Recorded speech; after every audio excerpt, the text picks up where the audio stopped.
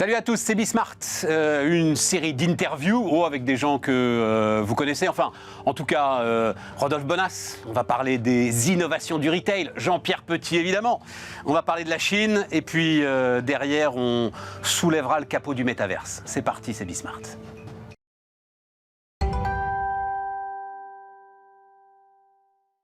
Et donc, on démarre avec Rodolphe Bonas. Salut Rodolphe. Salut Stéphane. Patron fondateur de Aristide Retail Technologies. Oui, technologie, t'en parleras tout à l'heure. Hein, mais... Technologie. Oui, j'en parlerai tout à l'heure, mais beaucoup de techno partout, évidemment. Non, tout à fait.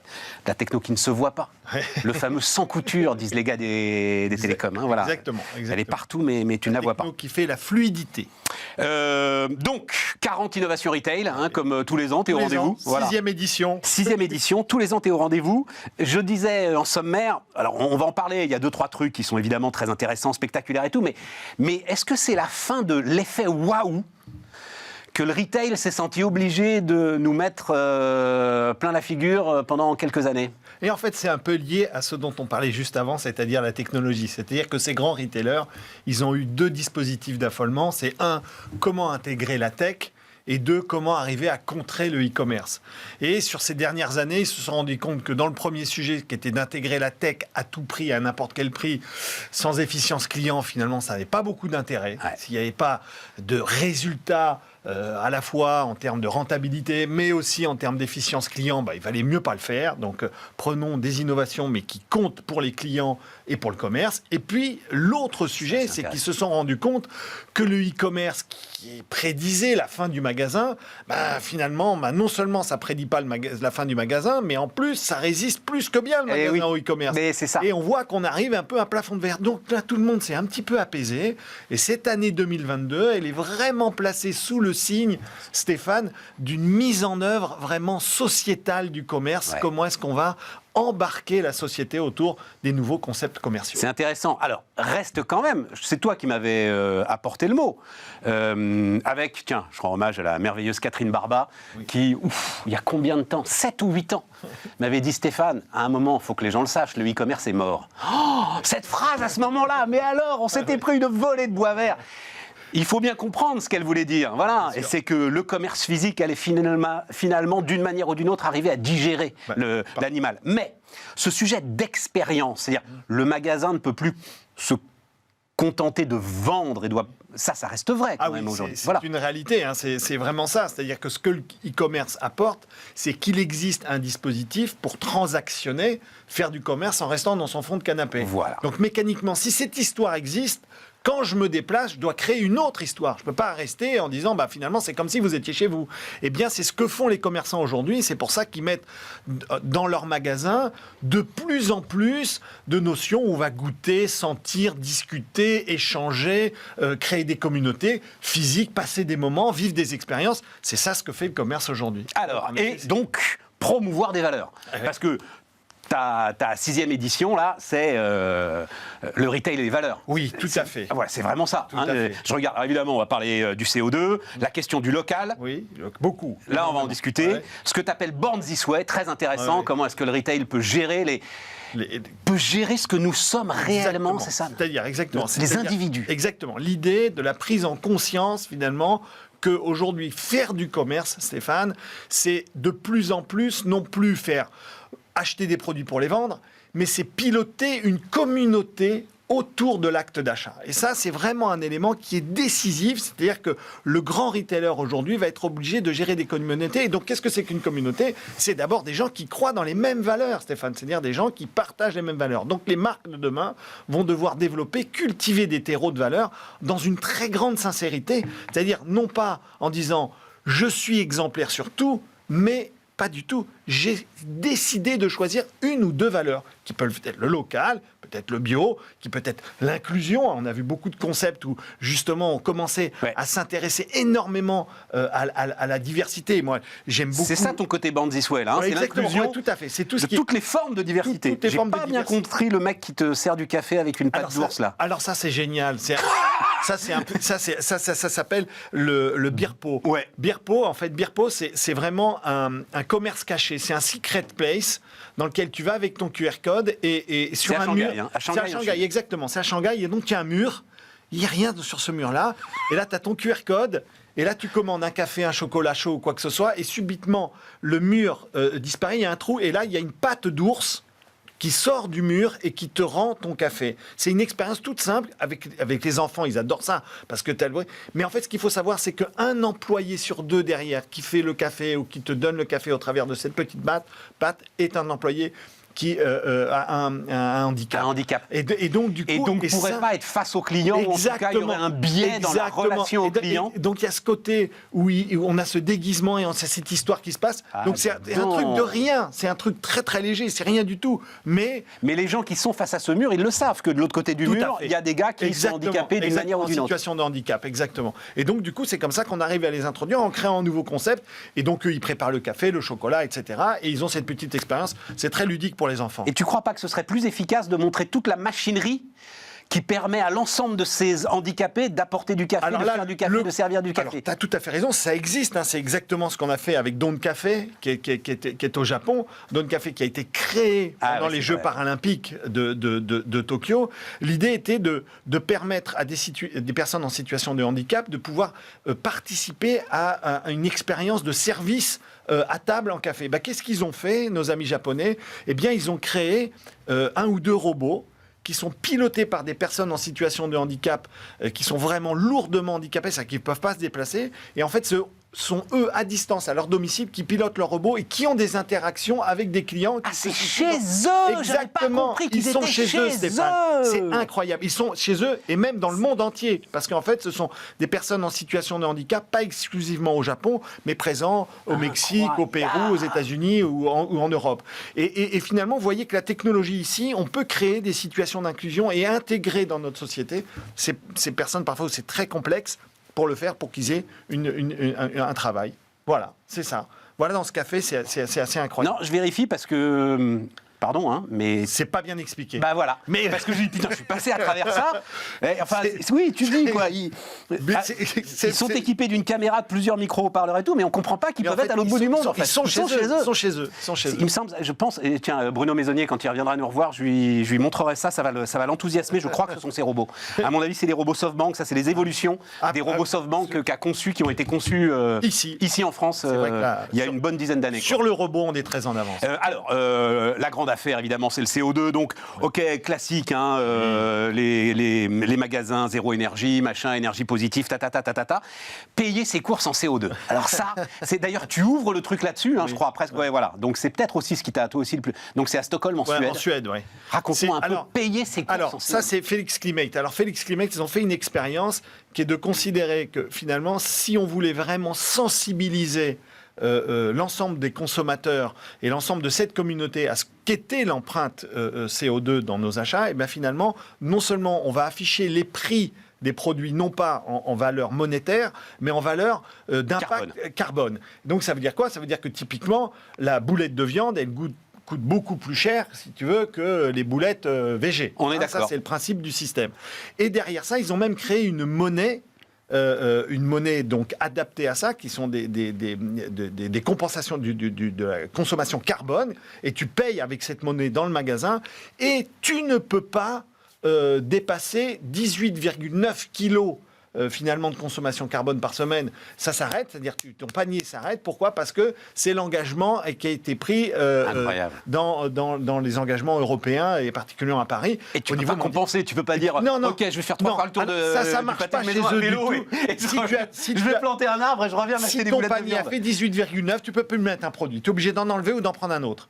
C'est ça qui est assez génial dans le truc. C'est-à-dire que, oui, c'est ça. Ça veut dire qu'à un moment, ils disent non, maintenant, monsieur, vous avez pris ce que vous devez prendre cette semaine. Vous ne pouvez pas prendre plus. Ça, c'est une expérience qui a été montée. Non. Alors, c'est vrai que c'était éphémère, mais j'ai trouvé, pour démarrer le livre, c'était intéressant de voir l'engagement qu'on pouvait avoir et peut-être la manière dont on va être obligé de consommer demain. Peut-être que c'est comme ça que ça va se passer. Mais c'est notre vie dans 10 ans. Oui, on aura des crédits. Il y a Jean-Marc Jancovici, s'il était là, tu dirais, il n'y a pas d'autre solution. Il est assez autoritaire à la fin. Là. Ah oui, voilà. Et il te dirait, il n'y a pas d'autre solution que de faire ça. Ah ben ça va être ça. On va peut-être avoir des crédits de dépenses carbone. Exactement. Et tu choisis, t'arbitres. Et tu choisis, si tu prends un bain ou une douche, tu verras très bien que ton crédit... Voilà. extraordinaire. C'est marrant. Ouais. Alors, parmi ces autres valeurs, il y a l'histoire du local. Là, j'ai l'impression quand même qu'ils se foutent encore un peu de nous, là. Alors, Ils font un peu du local washing. oui, un peu. Tu as partout. Nike qui est tout sauf local, qui arrive à trouver un moyen d'être local. En fait, l'idée ici, c'est un vrai défi pour Nike, c'est d'essayer d'arriver à faire comprendre qu'ils sont capables de le faire. C'est un petit peu comme Ikea, si tu veux, qui essaye de raconter qu'à un moment, les étagères que tu achètes viennent de pins qui ont été coupés à quelques centaines de kilomètres. Hein. C'est-à-dire que c'est ça le défi qu'ont ces marques à relever, qui sont des défis planétaires. Parce qu'il faut bien comprendre que c'est ça. Mais bien parce sûr. que pour eux, le modèle économique d'un Nike n'est absolument pas cadencé pour arriver à faire du local. Exactement. Et donc, c'est vrai que ça va être un élément dans lequel ils vont être obligés de s'engager, nos amis de Nike là-dedans. Mais comme d'autres très grandes marques. Pourquoi ? Parce que typiquement, on voit d'ailleurs actuellement, on a suivi ça sur l'année qui vient de s'écouler, l'année et demie qui vient de s'écouler, on a vu la part du bio, de l'alimentaire bio, tu sais, qui a fortement reculé. Absolument. Et en fait, on imagine, que c'est lié à la tension sur le pouvoir d'achat, mais pas que. C'est aussi lié sans doute à l'émergence des produits dits locaux. Absolument. Parce que le consommateur qui consomme du bio est aussi un consommateur qui consomme du local et que tous les produits locaux ne sont pas bio. Absolument. Donc à un moment, tu as un consommateur qui consommait du bio qui va consommer du local. Enfin, voilà. c'est peut-être même, ça va peut-être même au-delà et ça nous ramènera à notre bilan carbone personnel. C'est-à-dire, je crois qu'à partir du moment où tu te dis, bon, il y a beaucoup de combats, il y a beaucoup de valeurs, mais enfin la priorité c'est le carbone, Oui. Les tomates bio qui viennent d'Égypte, ça le fait pas, quoi. Oui, Voilà. exactement. Très clairement, ça ne le fait pas. Voilà, mais donc, pour en revenir à Nike, en même temps, c'est pas idiot. L'idée, c'est donc c'est un magasin qui est en Corée du Sud, et l'idée, c'est que la marque qui vend des pompes qui quand même ont été faites en Chine essaye quand même de rapprocher les événements sportifs du coin. C'est ça, c'est ça. Ce que j'ai l'idée, c'est de fédérer dans la communauté. Voilà, et donc le magasin est un magasin sportif du coin. On va dire ça comme ça. Et il va accompagner l'ensemble des petits clubs qu'il va avoir dans son coin, que ce soit club de rugby, de football ou autre. C'est une idée qui est très très très très forte. Alors, qui est souvent plutôt portée par des commerçants que des grandes marques, parce qu'aujourd'hui tous les commerçants ont cet ancrage ultra local pour essayer d'aider les petits clubs du coin. Et donc ça va s'inscrire là-dedans. Et ça vient aussi, surtout pour les équipementiers sportifs, essayer d'arriver à aller à l'étape d'après, c'est-à-dire à créer des communautés de sportifs autour d'un lieu, d'un magasin, d'une ville, pour créer des événements. On l'avait sur Adidas, tu sais, qui organise régulièrement sur des villes bien précises au travers de son application, des courses Adidas dédiées. Et bien, c'est l'idée un peu de Nike ici, en Corée, d'essayer d'arriver à vraiment créer des petites fédération de communautés de gens et de sportifs sur ce magasin-là. Bon, et puis donc le métaverse. Ah oui, le métaverse, oui, ça va être... bon, alors là, je peux pas vous montrer les images, il aurait fallu, mais on se retrouve quand même, mais comme on l'a tous vu, on avait envoyé, j'ai toujours eu un doute sur ce qu'ils auraient dû le faire quand Carrefour a acheté un bout donc, de Sandbox, le métaverse aujourd'hui le plus célèbre du monde. Voilà. Ils ont acheté des mètres carrés sur Sandbox, ils ont envoyé la démo, c'était pathétique, c'était une espèce de 2D. Et là aussi, on se retrouve quand même avec des images, c'est des gars qui se baladent, qui ont l'air de Lego ou de Playmobil mal articulés. Oui, c'est un peu ça. Alors en fait, dans le métaverse, Stéphane, on est exactement dans la même situation qu'on évoquait en début d'entretien, c'est-à-dire on est dans des retailers et des marques qui sont dans la frénésie du dispositif, qui disent attention, ça va nous arriver dessus, il ne faut absolument pas qu'on soit les derniers, parce que c'est le first mover advantage qui va jouer.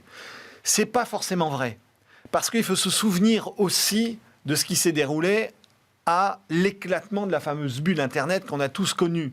La bulle Internet, elle n'a pas éclaté parce que les idées n'étaient pas bonnes, parce que les technologies n'étaient pas bonnes. Elle a éclaté parce que l'audience n'était pas là.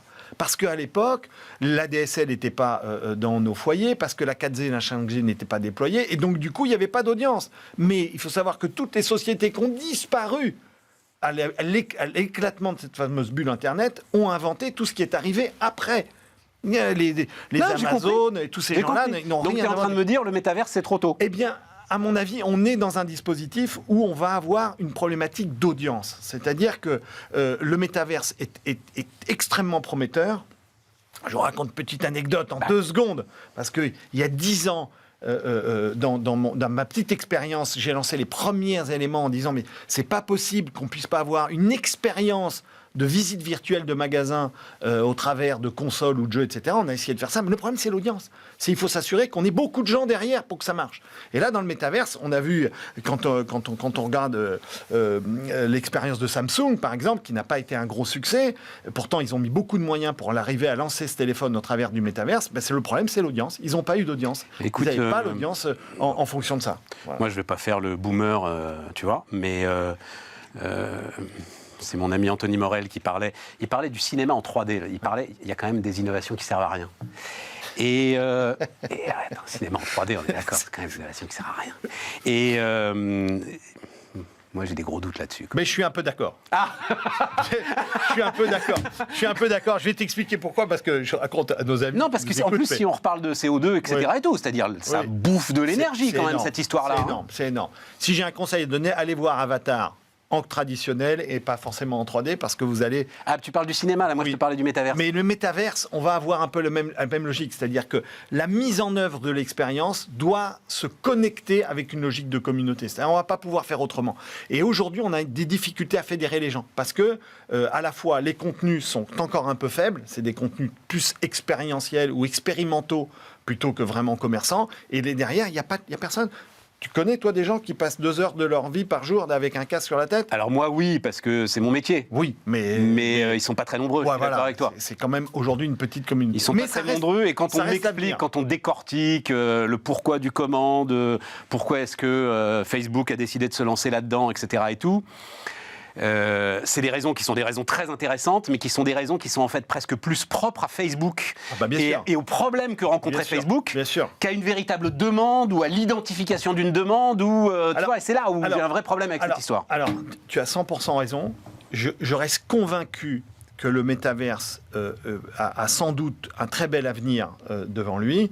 Je rappelle une chose, et on va revenir, qu'avant l'explosion de cette fameuse bulle Internet dans les années 2000, il était né un concept qui s'appelait Second Life. Oui, on en a beaucoup parlé, absolument. Et Second Life, moi j'ai rencontré les fondateurs et les créateurs de Second Life. À l'époque, on avait énormément discuté, etc. Ça avait été une bulle qui a explosé énormément. C'est le même concept, d'accord ? C'est vraiment l'idée d'acheter ces espaces virtuels pour pouvoir arriver à fédérer des communautés. Mais si jamais la communauté n'est pas là et que l'offre n'est pas là, il n'y aura rien, il ne se passera rien. Il faut une vraie offre. Et puis, et en forme de conclusion, c'est une communauté qui sera basée sur le virtuel et, pardon de le dire comme ça, sur le mensonge.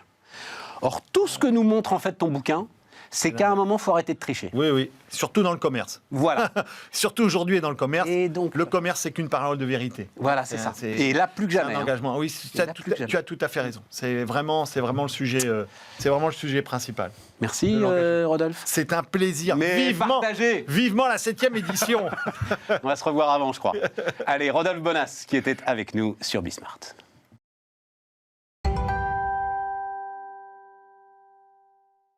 Et donc on repart avec Jean-Pierre Petit, le président des Cahiers Verts de l'économie. Salut Jean-Pierre. Salut Stéphane. La grande inconnue chinoise, c'est ce qui tient là l'essentiel de ce qui va faire l'année 2023, Jean-Pierre. Oh, il y a d'autres inconnus quand même. Enfin, c'est un point essentiel parce que c'est la 2e économie mondiale et qu'il se passe des choses extrêmement importantes au plan sanitaire, au plan économique, au plan démographique, au plan technologique et au plan politique, international et interne à la République populaire de Chine. Donc effectivement, c'est très important. Alors il y a d'autres événements quand même, il y a l'Ukraine, enfin bon bref, je ne vais pas revenir sur l'ensemble du tableau, mais la Chine... C'est aussi... Non, mais ça m'intéresse moi, c'est aussi important l'Ukraine. On a l'impression qu'en fait, là on raconte effectivement, là j'étais en train de lire, alors je ne sais pas si vous lisez le quotidien Le Monde, mais l'article du Monde sur... l'attaque contre la base russe, là, visiblement, enfin ils disent entre 90 et 400 soldats. C'est saisissant ce qui est en train de se passer, saisissant la façon dont Poutine est de plus en plus challengé par ses propres faucons, quoi, en fait, etc. Donc c'est saisissant.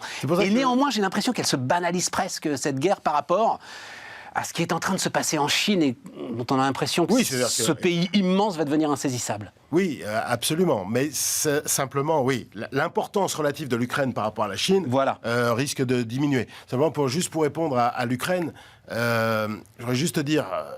Pour résumer, le point, c'est que Poutine est responsable du truc, c'est un criminel de guerre, il n'y a pas de doute là-dessus, mais Du point de vue de la géopolitique mondiale et du point de vue de l'économie mondiale, je pense qu'il ne faut pas trop souhaiter une victoire trop forte ou trop rapide de l'Ukraine.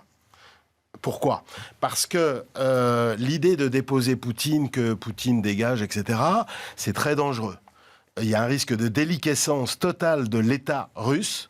Il y a des armées privées en Russie. Il y a un risque de déliquescence des structures militaires, etc. On ne sait pas où on va.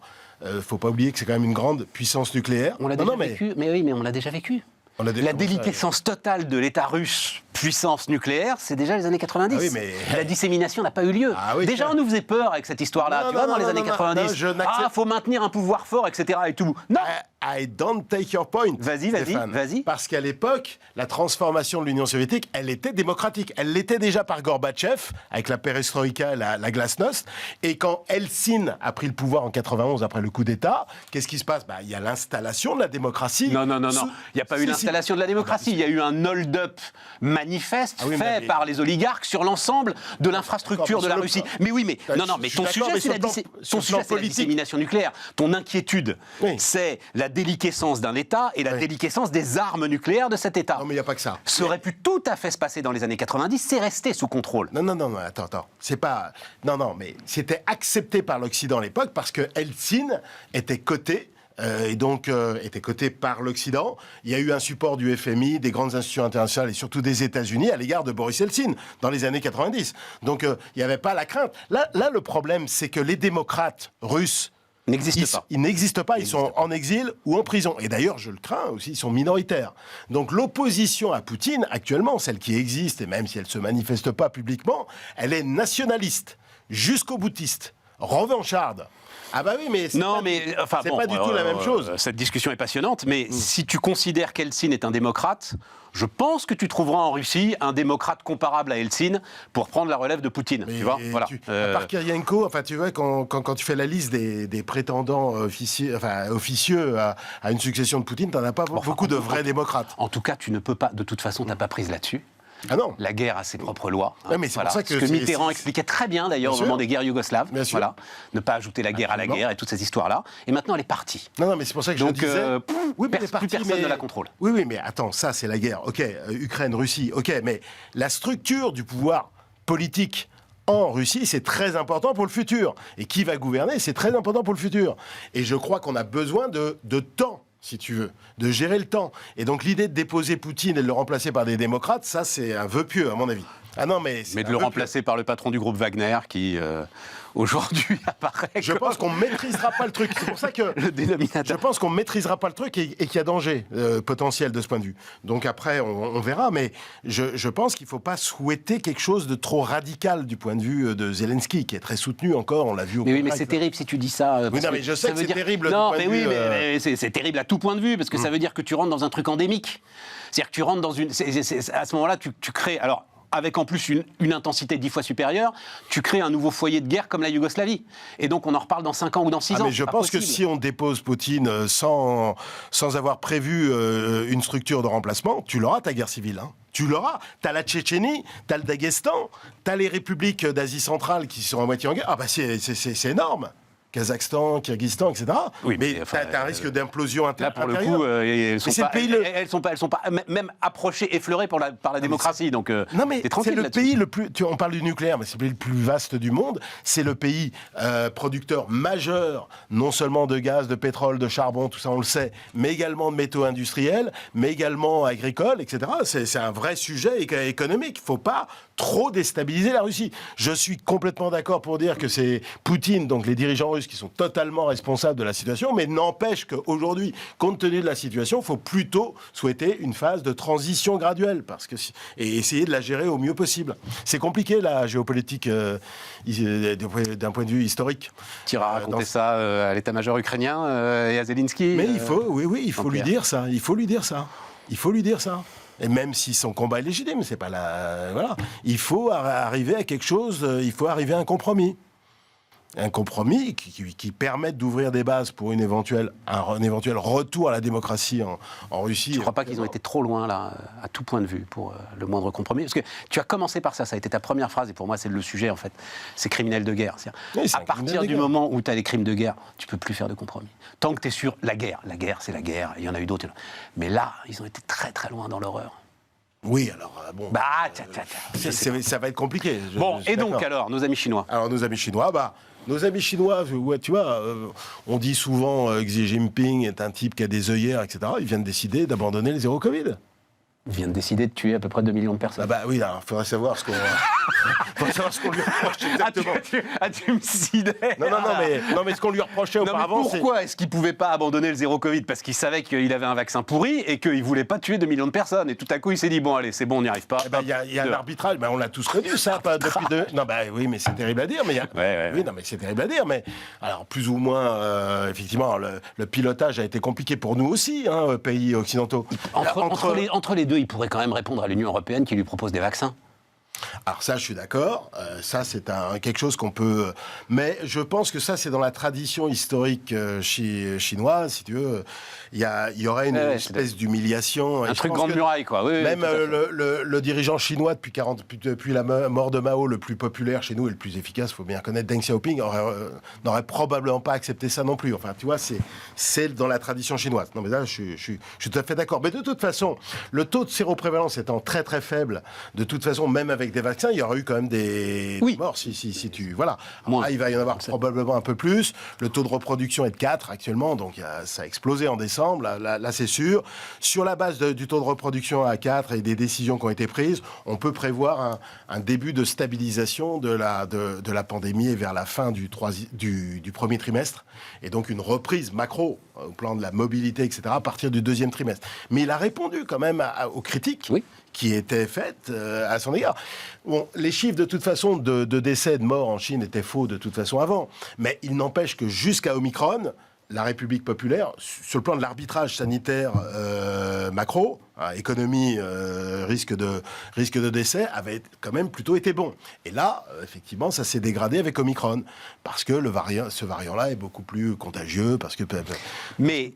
Je lis beaucoup de choses, moi. C'est quoi ton avis? Que la messe n'est pas dite, c'est-à-dire, oui, effectivement, immunité collective, tout ça, machin, et donc ça repart deuxième trimestre, mais colère populaire, ressentiment populaire, fort ressentiment populaire. Tu as lu cette phrase qui m'intéresse beaucoup, d'une sinologue qui dit c'est le Tchernobyl du régime. Je le dis très très vite. L'explosion de la centrale de Tchernobyl est sans doute le début de la fin, effectivement, du régime soviétique, parce que, à un moment, la population, là, s'est rendu compte qu'en fait le régime ne maîtrisait pas. Non seulement ils sont dictateurs, mais en plus ils sont plus efficace. Écoute, et j'aime bien cette... Enfin, c'est intéressant. C'est intéressant. Je n'ai pas lu l'article, mais c'est intéressant. Mais Tchernobyl, si tu veux, les soviétiques n'avaient pas attendu 1986, puisque c'est l'accident pour voir que le régime s'effritait complètement. On ne le disait jamais, mais simplement, quand tu dis... Moi, je me suis rendu une fois en Union soviétique et 2 fois en RDA. Je peux te dire que quand tu discutais un peu avec les gens, ils se faisaient plus d'illusions sur la qualité du régime depuis très très longtemps. Mais là, de la même façon, Jean-Pierre, de ce qu'on a vu au cœur de la politique zéro Covid, ces manifestations dans les rues, ces gens qui hurlaient aux fenêtres, ce taux de chômage de 20% pour les jeunes dans les grandes villes, etc. Et voilà, c'est là où la question commence, est intéressante. Et je trouve que la réponse de Xi Jinping sur la partie zéro Covid est adaptée. D'accord. Même si elle est un peu brutale, effectivement, elle est adaptée. Ça veut dire le régime n'a pas que des œillères, c'est pas une dictature sanglante, etc. Des mecs qui regardent pas, c'est pas un Bachar al-Assad, c'est pas, tu vois, c'est pas du tout comparable. Tu sais, je vais dire une chose qui est le plus frappant depuis Deng Xiaoping. La légitimité du parti communiste chinois, c'est pas l'idéologie marxiste-léniniste. Oui, je comprends. C'est le fait que ce pays-là, en 40 ans, a connu la plus belle phase de développement d'un pays émergent de toute l'histoire de l'humanité. Et qu'il a extrait des centaines de millions de gens de la situation de grande pauvreté, en particulier dans les campagnes. Donc et la légitimité encore de Xi Jinping depuis 10 ans, c'est quoi ? C'est que le taux de pauvreté a diminué, c'est pas moi qui le dis, c'est la Banque mondiale. La corruption a diminué. Et moi, j'ai quand même été dans pas mal de pays émergents dans les années 90, dans le cas du FMI, etc. Je peux dire que l'un des handicaps les plus importants pour les pays émergents pour passer au statut de pays pays à revenus élevés, c'est la corruption. Et celui qui a, pour l'instant, et ça c'est pas moi qui le dis, c'est des classements, enfin il y a des classements, il y a des notes de la Banque mondiale là-dessus, sur la corruption en Chine, qui s'est améliorée. Je ne veux pas dire que tout est résolu. Et puis de toute façon, il a été impitoyable là-dessus, quoi. Mais il a eu c'était la peine de mort pour la ligne, quoi. Voilà, donc, du point de vue du développement, c'est absolument nécessaire. Voilà. Et tu penses que cette légitimité-là, elle reste forte aujourd'hui? À mon avis, cette légitimité, elle reste forte. Alors, il y a le problème du chômage, il y a encore le problème des inégalités, parce que mine de rien, il a pris des mesures, mais enfin, les inégalités, si tu prends les 0,1 ou les 0,01, elles sont plus élevées qu'aux États-Unis. Alors donc, il y a ce sujet-là. Mais les décisions qu'il a prises en 2021, où on a parlé d'un raidissement, etc., avant Covid, avant Omicron, où il a pris des décisions sur le marché immobilier, il a pris des décisions sur les jeux vidéo, sur l'éducation, dans le secteur secondaire, etc. Il a pris des décisions sur la santé, il a pris ça, c'est qui se référait à la prospérité commune. En gros, pour limiter les profits, enfin bon, bref, je ne reviens pas. Tout ça, ça a été pour essayer de réduire ces inégalités, justement. Réduire ces inégalités et rendre le processus de croissance plus soutenable. Parce qu'il a vu la crise des subprimes aux États-Unis. Il n'est pas bête. Il a vu que les patrons des GAFAM se prennent pour des stars ou des chefs d'État mondiaux. Il suffit de prendre Musk, mais c'est presque caricatural, Musk, mais même les autres. Il ne veut pas devoir de pouvoir monopolistique de la tech en République populaire de Chine. Sur l'éducation, le bac, c'est très important pour les jeunes Chinois. Et si tu n'as pas, dans les grandes villes, si tu n'as pas assez d'argent pour aider ton fils ou ta fille dans les collèges ou dans les lycées, tu l'as pas le bac. Enfin, où c'est plus difficile. Oui. T'as pas 95% de réussite, je connais pas les chiffres, mais enfin, t'as pas les chiffres que t'as en France. Donc c'est fondamental, les jeux vidéo. Bon, il y avait des excès, bon, c'est plus marginal. Mais tu vois, et sur les bulles immobilières, alors là, pour le coup, il y avait vraiment des comportements spéculatifs. Déjà, des achats-reventes en 6 mois dans les grandes villes chinoises. Ça, il a dit, stop. Moi, j'ai pas envie de me payer une autre crise comme celle de 2007-2009 aux États-Unis. Et ça, la prospérité commune, c'est légitime. Alors après, on critique Xi Jinping, on dit il ferme l'économie. Mais attendez, regardez ce qu'il a fait, Xi Jinping. Xi Jinping, c'est celui qui a le plus ouvert le marché financier chinois au reste du monde. Le Bond Connect, le Hong Kong Connect.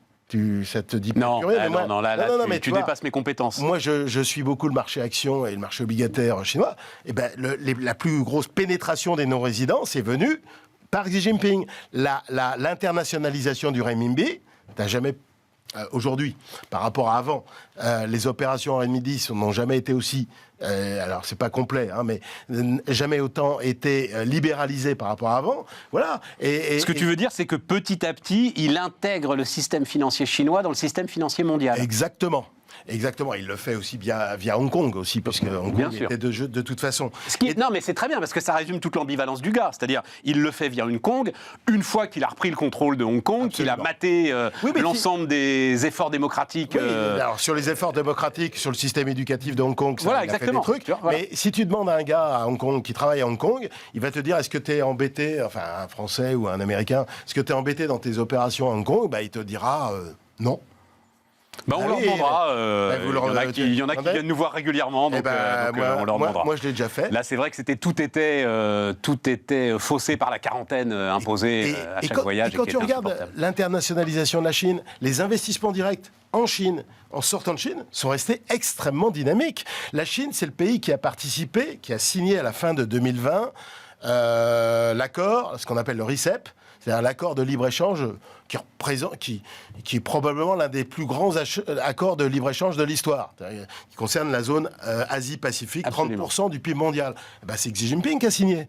Donc, quand on n'écoute pas suffisamment ses discours, moi je lis ses discours, les deux qu'il a fait là, pour le 20e congrès. Il parle de dual circulation, notamment. Il y a un moment qu'il parle de dual circulation. Oui, mais il y a 2-3 ans qu'on parle de dual circulation. Il le fait, c'est un peu ambigu, parce qu'effectivement, il sait très bien qu'il ne peut plus compter sur la demande. Oui, voilà, c'est ça. Il faut expliquer dual circulation, c'est la demande intérieure va venir soutenir l'économie au même titre que la demande mondiale. Parce que c'est vrai. Il y a 15 ans que j'entends parler de ça. Et c'est vrai que sur la consommation, le poids de la consommation dans le PIB, ça n'a pas beaucoup progressé. Tu étais à 35% au moment de Lehman Brothers, maintenant tu vas être 38, 39, donc tu vois, c'est pas terrible. Donc il faut développer ça. Il dit qu'il faut de la protection sociale. Alors la protection sociale, c'est bien gentil, mais quand la productivité décline, c'est pas évident à mettre en place, comme nous dans les 30 Glorieuses. Si on a réussi à mettre en place place un système de retraite, d'assurance santé, chômage, etc., dans les années 50-60, c'est parce qu'on avait beaucoup de croissance et de la productivité. Il l'a pas, donc ça va être compliqué, c'est ça que je veux dire. Mais il reste très ouvert sur l'extérieur.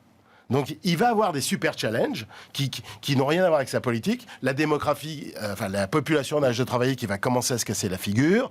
Les contraintes environnementales, faut voir que c'est pas théorique. Hein, c'est pas seulement la pollution atmosphérique des grandes villes, c'est la désertification.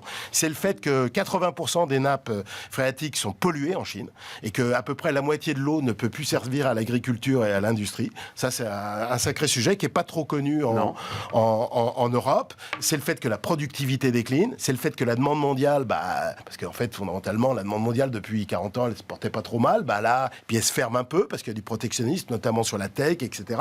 Tout ça va être très, très compliqué. Mais c'est pas dû à lui, ça. C'est dû au stade de développement. Il faut voir que la Chine, c'est 19 000 $ par habitant en parité de pouvoir d'achat. C'est plus un pays pauvre. Depuis belle lurette. Donc là, il doit passer la... Donne-nous la référence. Alors, j'ai pas la référence. Nous, on est à combien, là, un peu plus de 40 000. Un peu plus de 40 000. Voilà, les États-Unis sont à 70 000. D'accord. Voilà. Non, c'est juste avoir une ordre La d'idée. Suisse doit avoir 80 000. Mais c'est plus que le Brésil, c'est plus que l'Inde, beaucoup plus que l'Inde. C'est un petit peu moins que le Mexique. Conclusion, Jean-Pierre, ne jetons pas le bébé Xi Jinping avec l'eau du bain.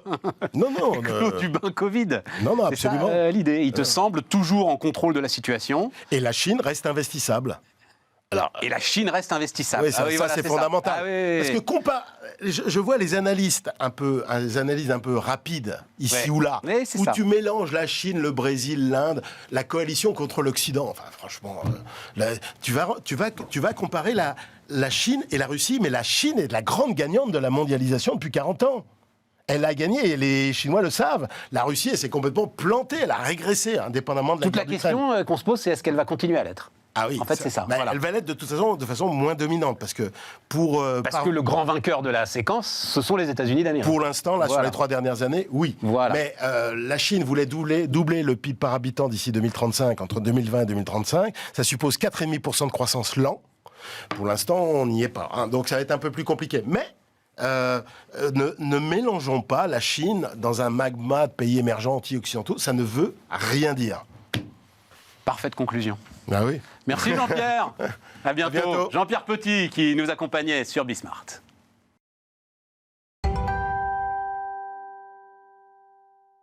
Salut Dominique. Bonjour Stéphane. On se connaît depuis longtemps, Dominique. À l'époque d'ailleurs, et c'est pour ça on va parler évidemment des startups et de ce que tu continues à penser que c'était une phrase de John Chambers, patron de Cisco à l'époque. France is the next big thing. C'était il y a 10 ans. Absolument. Ouais, on attend encore quand même, mais on va parler de ça. Mais on va parler aussi réseaux sociaux. Tu m'as expliqué Facebook comme personne, donc je pense que là, on a besoin de comprendre. Donc maintenant, tu es d'ailleurs indépendant en partie, aussi toujours membre du conseil de surveillance de Vivendi. Tout à fait. Voilà. C'est toi qui as produit cette série improbable, Le Candidat, pendant la campagne présidentielle. J'ai découvert ça en préparant l'interview. Pour le candidat Emmanuel Macron, réélu président. Oui, qui était un truc qui s'est quand même jamais fait, c'est-à-dire suivre une campagne avec un format proche du magazine, en écriture, en rythme, mais délivré toutes les semaines. Donc c'était littéralement entre le mercredi et le jeudi. Tout en fake.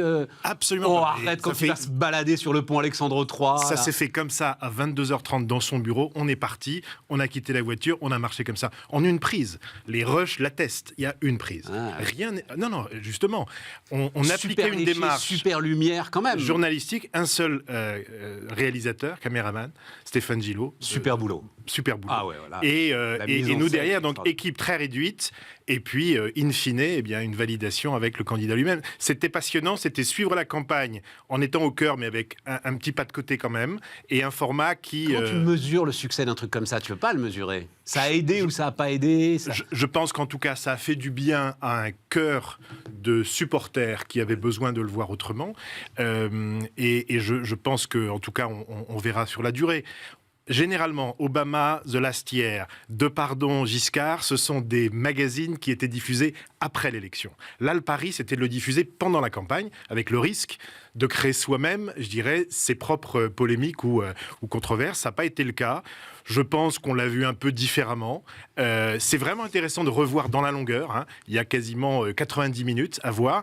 Et en tout cas, j'ai pris beaucoup de plaisir à le faire. Bon, et à retrouver cette fibre journalistique de mes 10 premières années professionnelles. On va voir là, hein, tu as écrit un article, donc moi j'appelle ça Startup Nation Still Alive.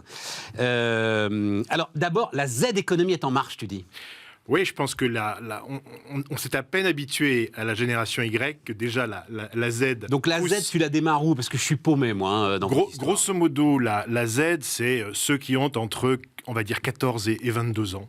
Donc c'est les post-millennials, en fait. Oui, les post-millennials qui sont nés avec le digital, 2010. qui le maîtrisent particulièrement, qui sont, comme on le sait, à la fois fascinés par ce nouveau pouvoir que le digital leur permet d'acquérir, et aussi inquiets parce qu'ils subissent la pression des réseaux sociaux, de l'estime de soi qui dégringole. Bref, hein, quand on dit likez-moi, aimez-moi, ouais, c'est avant tout une recherche de validation, plus qu'une espèce de boursouflure d'égotisme.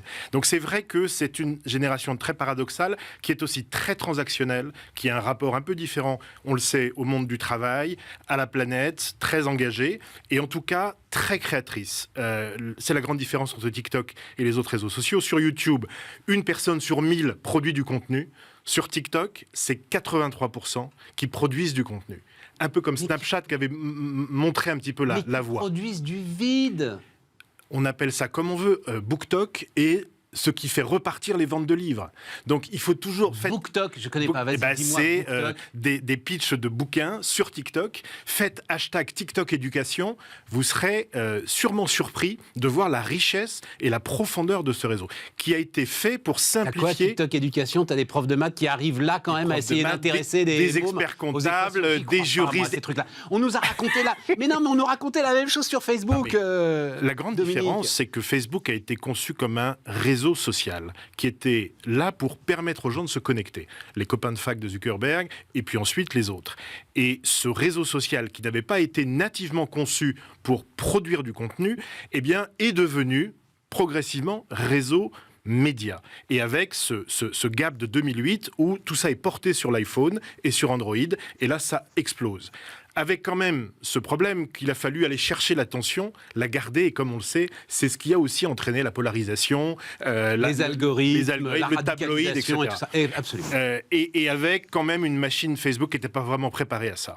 Et donc, des annonceurs qui, certes, ont vu dans Facebook un outil formidable pour agglomérer de la data et être efficace, notamment auprès des cibles qui regardaient moins la télévision et les médias traditionnels, et avec des effets revers assez violents. On a pensé à la révolution arabe en se disant les réseaux sociaux aident la démocratie, et puis on se prend les Rohingyas et toute la désinformation russe depuis des années. Donc c'est vrai qu'on a un moment un peu de vérité. Il y a un papier cette semaine dans The Atlantic, Is Social Media Dead? Donc est-ce que tout ça n'était qu'une passade? Sur l'aspect Startup Nation, ouais, moi, revenons sur m'a ta fasciné. Z-économie. Attends, parce que je t'ai coupé la parole, c'est un de mes grands défauts. Quand tu nous racontes TikTok, mais ça a de la valeur, parce que moi, la Z-économie, ça veut dire qu'il faut que ça produise de la valeur, de la valeur marchande, de la valeur d'échange. Aujourd'hui, cette génération-là, c'est une génération qu'on retrouve sur des plateformes comme Vodoo, plateforme de jeux vidéo, avec des tas de petits studios qui se créent, de gens qui ont appris à maîtriser le code et à développer avec leur créativité des jeux. Plateforme française. On est, je crois, je ne veux pas dire de bêtises, c'est la 3e plateforme en téléchargement sur l'App Store, derrière Meta et Google. C'est incroyable. Plus de 100 jeux, des dizaines de milliards de téléchargements. C'est juste massif. Et on a les petits comme Oma Games qui est déjà en train de décoller. Tu parles de Sorare aussi. Sorare qui a signé l'approche de la Coupe du Monde de foot. A signé les deals avec la NBA, comme Jelly Smack. Jelly Smack est le leader de la creator economy. Ils ont été Jelly Smack, les 2 fondateurs de Caféine, enfin kiosque pour la presse, Michael et Robin, qui ont créé Jelly Smack, qui aujourd'hui agglomère tous les plus grands créateurs en leur permettant de monétiser sur les autres plateformes leur contenu. C'est un mélange de compréhension de contenu, compréhension du code. Et bien ça, ce truc de code et de culture, d'esthétique et de logique, c'est la France. C'est Versailles, c'est la Tour Eiffel, et c'est ça... Tu me fais rajeunir, Dominique, France merci. Tu me et fais cette rajeunir. renaissance. Non, mais J'ai regardé pour toi, parce que alors, tu me dis que c'est la 3e, là, Voodoo. En l'occurrence, c'était la première à l'époque, Zenly. Oui. Première application, c'était du social localization. Exactement. C'était formidable. Première application Snapchat a téléchargée. acheté, Snapchat a fermé. Eh ben voilà, mon Donc, pote. de Même l'intérêt- causes donneront les mêmes effets. De l'intérêt de soutenir ce secteur créatif et technologique. Enfin, c'est quand même pas un hasard si on est le seul pays où, lorsqu'il y avait Spotify, il y a eu Deezer, première licorne française, il y a eu YouTube, il y avait Dailymotion, à peu près au même moment, les mêmes semaines. À l'époque, la différence, c'est que les boîtes françaises n'ont pas été en capacité de lever de l'argent pour financer leur croissance. Aujourd'hui, parce qu'en 2022, malgré la crise, malgré la guerre, eh bien, le nombre d'argent levé par les fonds d'investissement, les private equity, les VC, eh bien, est en croissance par rapport à 2021. Et la France est bien positionnée dans cette course-là, et notamment nos talents. Biril, 2 anciens de l'école 42, qui créent cette appli. On est à 15-20 millions de téléchargements par mois. Les Américains regardent ça avec mais envie. moi, je veux Yubo. plus ça. J'ai baigné là-dedans. Tu sais, j'en Ça ai pris existe. tellement de la drogue au lever de fonds que maintenant, Mais c'est je une passe indigestion. pas- je parle pas des moi, levées. je veux Je à un parle- moment, est-ce que les gars... T'as une structure d'entreprise à un moment, voilà, t'as du management, Absolument. t'as une solidité, t'as... C'est le cas des boîtes que j'ai citées. Alors, une que t'as pas citée qui m'intéresse énormément, moi, parce que pour le coup, je connais un petit peu, c'est Believe. Oui. C'est donc l'agence de, on va dire, la maison de disque du 21e siècle. Voilà. L'indépendant Hein, de la musique numérique qui a réussi à Believe, ce côté. Miracle. C'est-à-dire, là, tu es sur des boîtes qui commencent à avoir de vraies grosses structures d'entreprise. Avec Voilà. des places de marché et avec, à un moment donné, le fait de ne pas appartenir à un des grands conglomérats. On est d'accord. Dans la musique, on a 3 gros players. Universal Music, avec des liens forts avec Vivendi, Warner Music, Sony Music, et puis il y a tous les indépendants. Même chose dans les réseaux sociaux. On a les grandes plateformes, et puis on a ceux qui peuvent être un peu comme ça, travailler avec tout le monde. Deezer, c'est ni Apple, ni Amazon, ni Google. Donc le fait d'être, entre guillemets, non aligné, ça ne veut pas dire qu'on est forcément dans un cul-de-sac. Ça veut dire qu'il faut être plus créatif, il faut faire évoluer sa plateforme plus vite, il faut aller chercher des audiences locales, mieux comprendre les cultures locales. Et ça, je trouve que ce qui se passe en ce moment est rafraîchissant. Tu les connais de l'intérieur, c'est-à-dire il y a Ouais. les équipes de management à l'intérieur, il y a les gars. Il faut des gars chiants avec des cravates, quoi. Tu vois ce que je veux dire à un moment pour tenir ces boîtes. T'es d'accord avec ça? Évidemment, mais il faut surtout un marché. Soit c'est un marché qui repose sur l'abonnement, soit c'est un marché qui repose sur la publicité. La pub, on est en train de le redécouvrir avec Netflix et même Apple, qui prévoit de faire 30 milliards dans la pub dans les 4 ans qui viennent. La pub, c'est 700 milliards de dollars. Ça reste le meilleur moyen de financer du contenu gratuit et tout le monde ne peut pas mettre 5, 7, 10 euros pour s'acheter son contenu. Donc la grande majorité des 8 milliards de terriens, hein, on accueille le 8 milliardième aujourd'hui, eh bien c'est quand même des contenus financés par la publicité. La pub, elle a aussi cette vertu-là, donner du contenu gratuit à tout le monde, dans la presse, dans la radio, dans la télé, etc. Et donc moi je suis confiant sur le fait que cette spécificité française, ce mariage entre le code et la culture, eh ben, il est en train de revivre avec cette génération Z, qui est une génération de créateurs, qui est totalement désinhibée par rapport à la technologie et qui en même temps comprend les modèles aux US et ailleurs et les applique avec beaucoup de talent. Nos codeurs n'ont rien à envier à ceux de la Silicon Valley, on le sait. Là maintenant, ils rencontrent des marchés mondiaux avec un financement qui est aussi plus disponible qu'avant. Qu'est-ce qui fait qu'on ne va pas buter sur toujours les mêmes sujets, c'est-à-dire le problème de taille? La crise de croissance, voilà, la crise de croissance, t'as pas de marché européen, donc les gars vont partir aux États-Unis. 1 sur 2 d'ailleurs deviennent américains en partant aux États-Unis. On a raconté Zenly, enfin voilà, oui, c'est le sujet. Je pense qu'il y a un marché européen.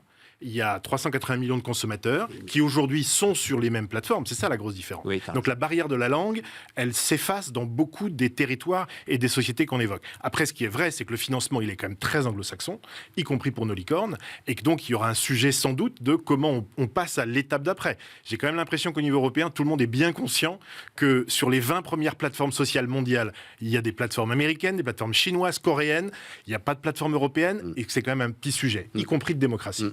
Donc, à suivre. Ça, c'est pour la Renaissance française. Bon, écoute. Facebook.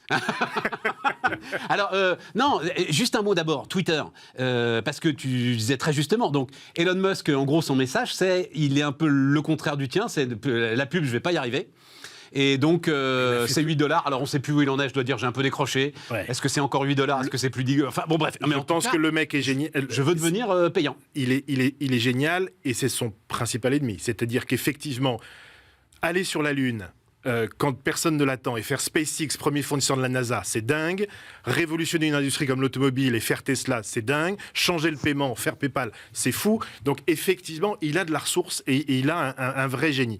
Après, là, il s'agit d'émotion, de contenu, de démocratie, de vrais gens, et c'est une drôle de matière, les réseaux sociaux. Donc là, Twitter, c'est vrai que je lui souhaite de réussir. Je pense que Twitter a du potentiel. C'est une plateforme, personnellement, que j'adore. Mais dire, on arrête la régulation, on sait bien où ça a emmené d'autres plateformes. Donc je pense que ça, c'est quand même un peu court. Après, sur le modèle économique, la vraie réalité, c'est que les annonceurs n'ont pas besoin de Twitter aujourd'hui.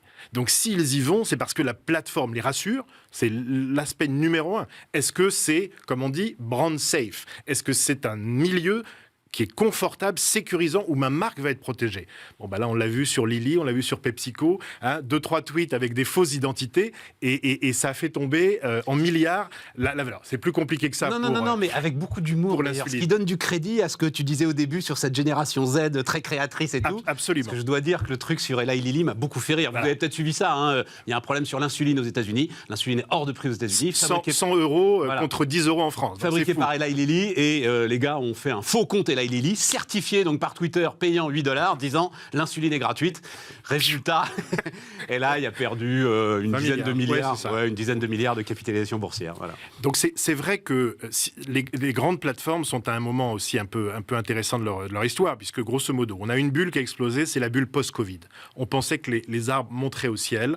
Il y a eu quand même 10 années de croissance en 8 semaines avec le Covid, où tout le monde a pensé digital. Ce qui a été formidable pour tout un tissu de PME et de commerce qui se sont digitalisés. Enfin, pour ces grandes plateformes, Facebook a doublé les embauches. Enfin, il y a eu vraiment une espèce d'effet exponentiel qui, malheureusement pour eux, et heureusement parce que ça veut dire qu'on vit aussi avec des rencontres humaines et pas que digitales, la société a repris le dessus. Ouais. Donc, moralité pour Facebook, ça a été un coup d'arrêt. Ils ont effectivement fait partir 13% de leur workforce, donc grosso modo 11 000 personnes, un peu de façon radicale, comme ça c'est aux États-Unis, c'est-à-dire un email, mais ils ont géré ça pendant les mid-terms, donc en termes de com, on n'est pas inquiet. Apple avait changé les règles du jeu sur iOS 14, et donc en demandant le consentement de l'utilisateur. Il y a quand même 10 milliards de recettes publicitaires qui se sont évanouies.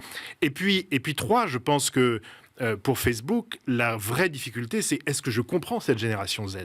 Parce que sans Instagram, Facebook aurait souffert beaucoup plus rapidement. Et 2, TikTok a montré avec un algorithme différent et une façon de gérer le contenu autrement. On peut suivre du contenu sans suivre ou connaître les personnes. Et c'est ce qui remonte à la surface avec l'algorithme qui va nous accrocher. TikTok a réussi effectivement une croissance assez spectaculaire. Dernier point, un pari. L'immersion avec Oculus et avec le Metaverse, c'est 15 milliards d'investissements par an. Non, attends, tu vas super vite, Dominique, parce que c'est pas 15 000... Tu dis Zuckerberg, il a tué Facebook... Enfin, il a changé de nom. Il a quand même... T'as une marque... Attends, c'est à toi. T'as une marque où 2,5 milliards de personnes vont au moins une fois par mois, et tu dis, non, finalement, ça m'intéresse plus. Mais c'est un truc de malade. C'est un pari extrêmement ambitieux qui consiste à dire... C'est un pari ou c'est une folie? Alors, je vais aller plus loin. Est-ce qu'on peut vraiment construire une croissance long terme sur des plateformes qui ne nous appartiennent pas dans cette économie de la tech? On voit bien que quand Apple change les règles du jeu, ou Google Android, le mobile, qui est aujourd'hui le principal point d'accès à Facebook, tout le modèle s'effondre. Donc, le pari sur le métavers, c'est pas juste... Ce que tu dis, c'est Facebook était de toute façon trop dépendant des deux concurrents. Des systèmes d'exploitation sur lesquels ils travaillaient. Et pourquoi est-ce qu'on met 15 milliards sur le métavers? C'est pas juste parce que tout le monde aime porter des lunettes VR. C'est parce que c'est, pour Facebook, la possibilité de maîtriser son système d'exploitation. Avec donc des investissements conséquents, on n'a jamais vu ça, il y a quasiment plus de 20 000 salariés sur cette division Reality Labs. Voilà, un pari. Alors moi, je pense que ça peut être un pari. Non, mais parce qu'en termes d'entreprise, conseil de Vivendi, si Vivendi prenait à un moment une décision comme ça, je ne vais pas commenter la phrase que je viens de prononcer, si, j'en sais rien, tu commences... L'exemple d'IBM avec l'ordinateur portable. Tu mets des gars dans un coin, une vingtaine d'entre eux, une trentaine, le tout pizza team, comme dit Amazon, tu vois ce que ça donne, tu les laisses bosser. Tu fais pas le grand switch comme ça du jour au lendemain. Je pense qu'il y avait aussi un environnement législatif d'anticoncurrence qu'a connu Google. Quand Google a changé et est devenu Alphabet, d'un coup, la pression sur la marque Google est retombée. Parce que YouTube, c'était Alphabet, parce qu'Android, c'était Alphabet, parce que Waze, c'était Alphabet. Et donc, dissocier la marque ombrelle de la marque du produit, ça a aussi quelques avantages. Mais si on revient sur... Tu viennes plus souvent quand même. Hein. Non, mais je comprends des trucs. Ça m'échappait complètement. Si on revient sur Meta et sur l'univers immersif, je reste convaincu qu'il y a un futur sur ces technologies-là, notamment parce que la limite des réseaux sociaux, c'est que fondamentalement, l'interaction, c'est de commenter, c'est de liker, c'est un émoticône, c'est assez pauvre. Quand on est en situation immersive, où tu discutes avec un chauffeur de bus d'Atlanta, je prends l'exemple de mon petit frère, qui me racontait ça, et qu'il a passé 3/4 d'heure à discuter et à jouer au basket virtuel avec un chauffeur de bus, il me dit, jamais dans la vie réelle, je n'aurais eu cette interaction. Et c'est sa voix, certes un avatar, mais c'était une vraie rencontre sociale. Il s'est dit des choses, il y a quelque chose une émotion qui est passée là. Le mal de nos sociétés contemporaines occidentales, c'est la solitude. Et aujourd'hui, de plus en plus de gens sont seuls. Des femmes avec enfants, des hommes avec enfants, des célibataires, des veufs et veuves. Et la solitude, c'est quelque chose de puissant. On regarde la télé, on joue aux jeux vidéo, où on communique. Et je pense qu'autour de la solitude, on va découvrir une façon d'amener un peu de chaleur humaine, je ne plaisante pas, via cette technologie. Je comprends, ça m'intéresse énormément. Ce que voilà. Donc on revient sur l'hospitalité. Là où tout le monde... Le besoin d'être accueilli. Mais oui, mais là où tout le monde justement dit, mais c'est des trucs de boomer, hein, on est d'accord. C'est-à-dire qu'on dit, mais au contraire, ça y est, on est enfermé dans notre truc virtuel, on n'en sortira jamais, c'est un pas de plus vers justement la solitude et l'isolement. Toi, tu dis, c'est tout le contraire. C'est le contraire. Et avec la technologie, il y a toujours du bon et du mauvais. Il ne faut pas oublier les dizaines de milliards de dollars qui ont été levés pour financer des organisations associatives et des ONG grâce à Facebook et la capacité de lever de l'argent online. Donc, encore une fois, dans le cas de l'isolement, regardez comment on travaille avec des enfants autistes et avec les nouvelles technologies. Regardez comment on resocialise des gamins qui sont en décrochage scolaire parce que justement, via le jeu vidéo, il y a eu des initiatives thérapeutiques formidables menées Michael Stora et d'autres pédiatres qui montrent que le jeu vidéo, c'est aussi apprendre l'échec, dépasser son échec, same player, shoot again. Donc il y a toujours, et moi je suis résolument vert à moitié plein, comme tu le sais. T'es vert, il déborde le verre.